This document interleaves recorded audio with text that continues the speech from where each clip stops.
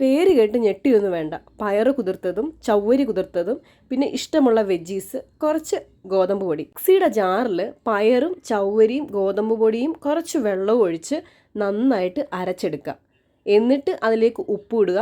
പിന്നെ ഇഷ്ടമുള്ള വെജീസ് ചോപ്പ് ചെയ്തതും കൂടി ഇടുക. വേണമെങ്കിൽ ഇത് എണ്ണയിൽ വഴറ്റിയിട്ട് വേണമെങ്കിലും ഇടാം. ഞാനിത് പച്ചക്കായിട്ടിരിക്കുന്നു കേട്ടോ. അതൊന്ന് മിക്സ് ചെയ്തതിന് ശേഷം ഒരു 10-15 മിനിറ്റ് റെസ്റ്റ് ചെയ്യാൻ വെക്കാം. ഈ സമയം കൊണ്ട് നമുക്ക് അതിനൊരു കൂട്ടാനുണ്ടാക്കാം. ഇതിപ്പോൾ എല്ലാവർക്കും അറിയുന്നതല്ലേ.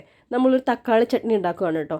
സവാളയും ഞാൻ കുറച്ച് എണ്ണ ഒഴിച്ചിട്ടുണ്ട്, ജീരകം ഇട്ടിട്ടുണ്ട്, ഉപ്പും മഞ്ഞൾപ്പൊടിയും ഇച്ചിരി പുളിയും വറ്റൽമുളകും ഇട്ടിട്ട് ജസ്റ്റ് ഒന്ന് വഴറ്റിയെടുത്തിട്ടേ ഉള്ളൂ. തണുക്കാൻ നേരത്ത് അത് മിക്സിയിലിട്ടൊന്ന് ഗ്രൈൻഡ് ചെയ്യുക. പിന്നെ കടുക് താളിച്ചിട്ട് ഞാൻ കുറച്ച് കായപ്പൊടിയും ഇട്ടിട്ടുണ്ട് കേട്ടോ. എന്നിട്ട് നമ്മൾ അരച്ചു വെച്ചിരിക്കുന്നത് ജസ്റ്റ് ഒന്ന് അതിനകത്തിട്ട് വഴറ്റിയാൽ മതി. ഒരുപാട് വഴറ്റിയൊന്നും വേണ്ടല്ലോ, ഓൾറെഡി അത് കുക്ക്ഡ് അല്ലേ.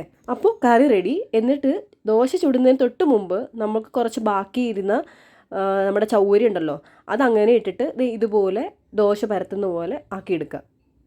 നല്ല ടേസ്റ്റാണ് കേട്ടോ. പിന്നെ നൈറ്റ് ചോറ് ഒഴിവാക്കിയിട്ട് ഇത് കഴിക്കുന്നത് നന്നായിരിക്കും. കോൺസ്റ്റിപ്പേഷനൊക്കെ ഉള്ളവർക്ക് ഇത് നല്ലൊരു ഓപ്ഷനാണ് കേട്ടോ. അപ്പോൾ താങ്ക്സ് ഫോർ വാച്ചിങ്.